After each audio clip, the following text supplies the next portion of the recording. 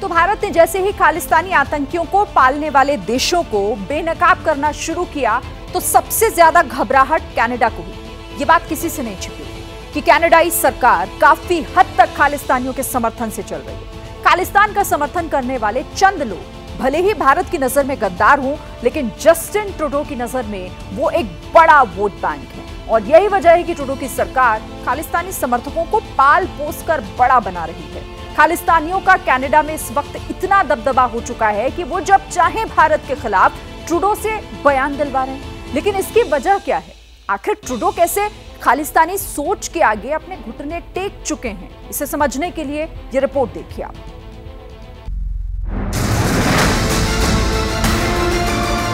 Any involvement of a foreign government in the killing of a Canadian citizen on Canadian soil is an unacceptable violation of our sovereignty. Hindustan के जितने भी गद्दार हैं, उनमें से कई ट्रूडो के यार हैं और सबसे बड़ी बात ये कि कनाडा की ट्रूडो सरकार उन्हें भारत के खिलाफ खाद पानी देने का काम कर रही। नतीजा, अब ट्रूडो वैश्विक मंच पर धीरे धीरे चौतरफा घिरते जा रहे। सबसे पहले जानिए पेंटागन के पूर्व अधिकारी माइकल रूबिन ने क्या कहा।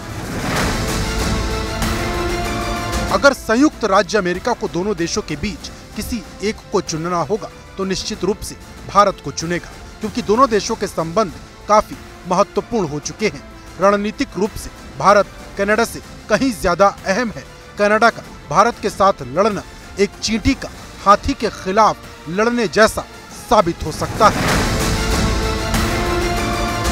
यानी दुनिया कह रही है कि भारत के आगे कनाडा चींटी के समान है, लेकिन कनाडा की सरकार चलाने वाले ट्रूडो पता नहीं किस मुगालते में जी रहे। खालिस्तानी आतंकवादी हरदीप सिंह निज्जर की हत्या के बाद भारत और कनाडा के रिश्ते काफी हद तक बिगड़ गए हैं और पेंटागन के पूर्व अधिकारी माइकल रूबिन की तरफ से कही गई बात को ट्रूडो को ध्यान से सुनना और समझना चाहिए। उन्होंने कहा, मुझे लगता है प्रधानमंत्री ट्रूडो ने बहुत बड़ी गलती की है। उन्होंने ऐसे आरोप लगाए हैं जिसका समर्थन नहीं किया जा सकता। उनके पास लगाए गए आरोपों के समर्थन के लिए कोई सबूत नहीं है। उन्हें ये बताने की जरूरत है कि उनकी सरकार आतंकी को पनाह क्यों दे रही। बात तो यही है ना कि अगर ट्रूडो इसे पहले समझ गए होते तो भला इसकी नौबत ही क्यों आती। अब आपको समझाते हैं कि आखिर ट्रूडो की ऐसी क्या मजबूरी है जिसके चलते उन्होंने अपने ही देश की साख को दांव पर लगा दी। तो आसान भाषा में समझिए, इसका एक मजबूत सिरा सियासत से जुड़ा है। साल 2019 में कनाडा में आम चुनाव हुए थे। ट्रूडो ने चुनाव में जीत तो दर्ज कर ली, लेकिन वो सरकार नहीं बना सकते थे। उनकी लिबरल पार्टी ऑफ कनाडा को 157 सीटें मिली थी। विपक्ष की कंजर्वेटिव पार्टी को 121 सीटें हासिल हुई थी। आम चुनाव के इन्हीं नतीजों ने ट्रूडो के सामने ऐसा रास्ता खोल दिया जिसके चलते वो खालिस्तानी आतंकवादियों की जी हुजूरी करने के लिए मजबूर हो गए, क्योंकि ट्रूडो के पास सरकार बनाने के लिए बहुमत नहीं था। सरकार बनाने के लिए ट्रूडो को 170 सीटों की दरकार थी। ट्रूडो की पार्टी ने 24 सीटें हासिल करने वाली न्यू डेमोक्रेटिक पार्टी का समर्थन लिया। इस पार्टी के मुखिया जगमीत सिंह हैं, जो खालिस्तान आंदोलन के बड़े समर्थक हैं। ट्रूडो के लिए सत्ता में रहने का मतलब जगमीत को खुश रखना है। बहुमत के आंकड़ों के लिहाज से उनके लिए जगमीत की पार्टी का समर्थन बेहद जरूरी है। यानी ट्रूडो ने सिर्फ सरकार भर नहीं बनाई, अगले चुनाव तक खालिस्तानी आतंकवादियों के सरपरस्त नेताओं को खाद पानी देने का एग्रीमेंट भी तैयार कर लिया। ट्रूडो और जगमीत सिंह का यह समझौता 2025 तक लागू रहेगा। यानी तब तक ट्रूडो को जगमीत सिंह का भरोसेमंद बने रहना होगा। बुराई, अपराध, आतंकी दुनिया में जिस जगह भी मिले वहां उसे खत्म कर देना चाहिए। क्या अमेरिका ने ऐसा अफगानिस्तान में अल जवाहिरी के साथ नहीं किया? क्या अमेरिका ने ऐसे दूसरे देश में पाकिस्तान में जाके वहां पे ओसामा बिन लादेन को नहीं मारा? अब सवाल ये उठता है कि जो 5 important democracies of the world है, इनके सामने ये सवाल है जिसका जवाब देते नहीं बन रहा कि क्या तुम्हारे लिए एक सेट ऑफ रूल्स और बाकी दुनिया के लिए दूसरे सेट ऑफ रूल्स। लिहाजा ट्रूडो ने पूरी 5 एलायंसेस को मुसीबत में डाल दिया है और अपने पैरों पे कुल्हाड़ी मार दी। ट्रूडो की सियासत एक्सपोज हो चुकी है। सत्ता के बदले उन्होंने देश की साख को ही दांव पर लगा दिया है। हालांकि उन्होंने कुछ नया नहीं किया, वो ठीक अपने पिता के ही नक्शे कदम पर चल रहे और ये जानते हुए भी कि जिस खालिस्तानी आतंकी को सिर छिपाने की वो कनाडा में जगह दे रहे, वही उनके देश के लिए बड़ी मुसीबत की शक्ल ले सकते हैं।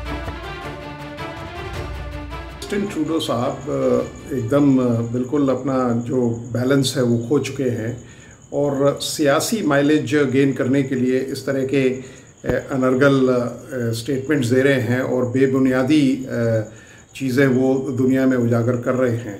अगर उनको अपनी गद्दी बचानी है तो इस तरह का जो बयानबाजी वो कर रहे हैं उससे उन्हें कोई माइलेज मिलने वाली नहीं है। और जिस तरह से उन्होंने यू टर्न किया है और वो जानते हैं कि भारत एक ऐसी शक्ति है जो कनाडा से अगर उसने अपना रुख मोड़ लिया तो कनाडा का सर्वाइवल ही मुश्किल हो जाएगा।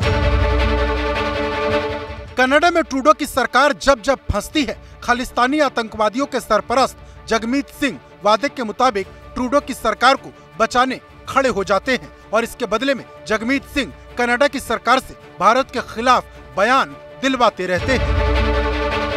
किसान आंदोलन के दौरान कनाडा की तरफ से कई बार गैर जरूरी बयान आए। इसी साल मार्च के महीने में जैसे ही पंजाब में खालिस्तानी अलगाववादी अमृतपाल सिंह पर मामला गरमाया तो राज्य में इंटरनेट बंद कर दिया गया था। इसके बाद जगमीत सिंह अमृतपाल के समर्थन के लिए ट्रूडो की चौखट पर पहुंच गए थे। Yes, we have informed the Canadian government that there should be parity in strength and rank equivalence in our diplomatic presence, in mutual diplomatic presence. Their numbers here are very much higher than ours in Canada. The details of this are being worked out, but I assume there will be a reduction from the Canadian side.